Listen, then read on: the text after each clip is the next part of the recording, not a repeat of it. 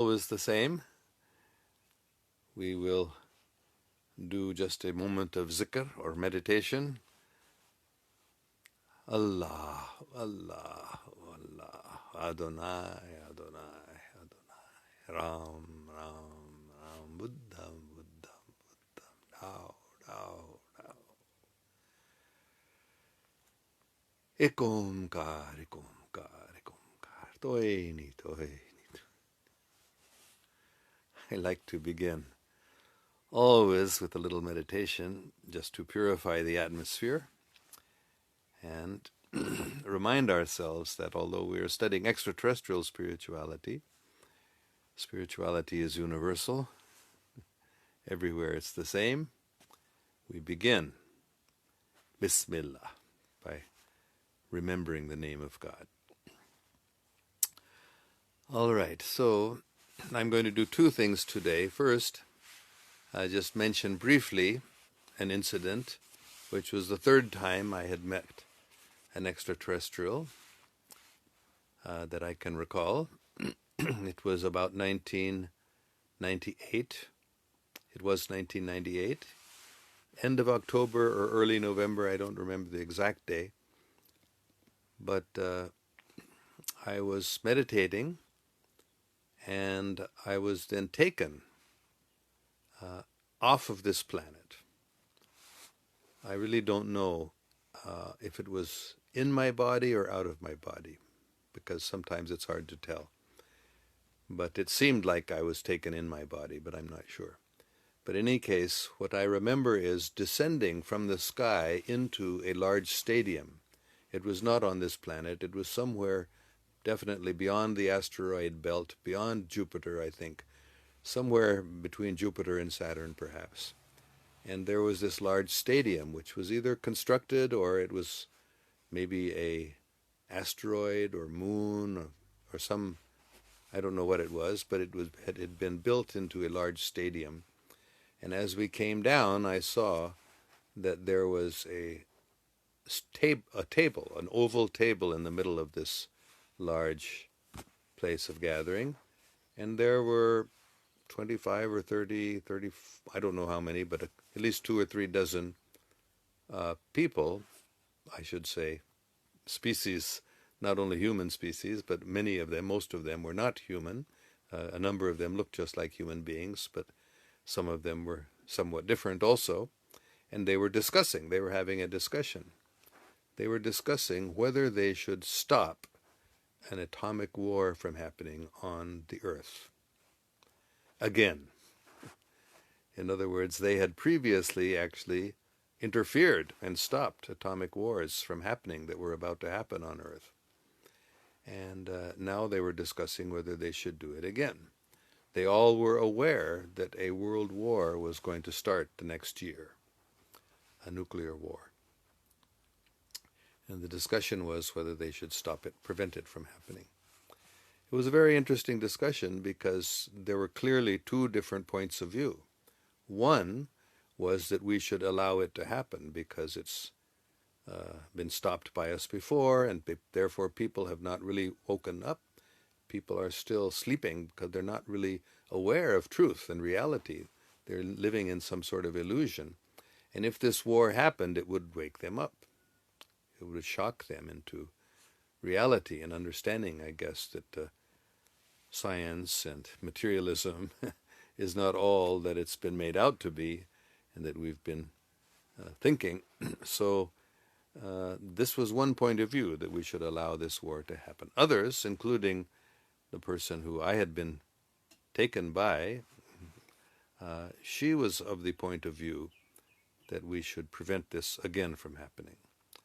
But as the discussion went on, it became quite heated, and it became obvious to me that those who were arguing in favor of allowing the war to happen were gaining the upper hand. More people seemed to be agreeing with them, and they were definitely speaking more forcefully and loudly, and then suddenly everything became silent. And I was confused for a moment, what's going on? Then I saw everyone was looking behind me, so I turned around and looked, and there a personality was coming down from the sky, just without any conveyance, any machine or anything, just sailing down or coming down from the sky into the stadium. And he raised his hand and peace, only one word. And immediately everybody understood that this is a message from higher authority, which we have to obey. And most people were actually very happy, whether they were formerly arguing for or against the position of allowing the war to happen. They all, mostly all, they were happy that this decision had been made and it was clear now what they should do. There were some, it was very interesting to me, who were upset. They didn't like the idea that the decision has been taken out of our hands. But in any case, everyone knew they had to accept this decision, that this upcoming war will be prevented. So that was a very interesting experience, and that was actually the last time that I can remember when I was physically met an extraterrestrial, a large number of them. But I have had many meetings with extraterrestrials since then, but not physically. Or if I did, I don't remember them, because often many people have, like myself, not been able to remember clearly, at least, what had happened after meeting an extraterrestrial. But later the memory comes back one way or the other. So that's my 3 meetings I've now described with extraterrestrials, physical meetings. And now I want to move on to another topic, which I've been discussing in my Urdu chats more over the last few weeks, and that is a book written by Michael Salla. And I'm going to show you this book. It is called Exposing U.S. Government Policies on Extraterrestrial Life. This is by Michael Salla, PhD, and it tells about how the American government has recovered extraterrestrial craft, acquired extraterrestrial technology, and has disposed of them secretly and prevented anybody from finding out about them. So I'm going to read some of this book and talk about it. It's very important in my opinion. That's why I'm giving this class, to understand about extraterrestrial spirituality and the ideas that extraterrestrials have about spiritual truth. First, we have to understand a little bit more about the reality of different types of extraterrestrials, because there are different types of extraterrestrial beings, just like there are different types of human beings. Some are very good and kind and loving. Others are very selfish and exploitative and try to take advantage of others. Very same thing about extraterrestrials. So if we are fortunate enough, as I was, to meet a good person or to get information from a good source, Michael Salla is a very wonderful man, honest man, good researcher, and so I did meet him, and I bought these books from him, and I've been studying them. He's written a number of books. Since I met him about 2.5 years ago, he's written more books also, and I have in the past talked about his book on the on the alliances between extraterrestrials and different secret space programs, because there are a number of secret space programs, not only the United States, in fact, even before the United States, Germany in the 1930s and 40s had a secret space program and were in contact with extraterrestrials from whom they acquired a lot of technology and some understanding of reality. Similarly, the United States was the next country that gained extraterrestrial technology and met with extraterrestrials and signed agreements with them. So it may sound incredible, but this is a fact. And this book talks about these meetings that of course, it may have happened before that we don't know about. There are some indications that these are not so recent as we are discussing in this book, but evidently Michael Salla may not have known about earlier meetings, if there were some, between American government leaders and extraterrestrials. But his book begins by talking about February 20th, 1954, which was the date that President Eisenhower of the United States met in secret with a number of extraterrestrials. This was the first meeting, and later he had other meetings with other groups of extraterrestrials too. But I'm just going to show you, first of all, the first meeting that Michael Salla writes about in this book, and that was at Edwards Air Force Base on February 20th, 1954. And there have been a number of people who have come forward and talked about this meeting. Some of them were present at it, and others were either relatives or friends of the people who were present and reported about it. But in any case, I'm just going to briefly talk about, first of all, Don Phillips. He was a former U.S. Air Force and aerospace engineer with Lockheed Martin, and he is a whistleblower because he described secret documents in a film about this meeting. There was actually a film made of the meeting that Eisenhower had in 1954. And Don Phillips writes, "We have records from 1954 that there were meetings between our own leaders of this country and ETs here in California. And as I understand it from the written documentation, we were asked if we would allow them to be here and do research.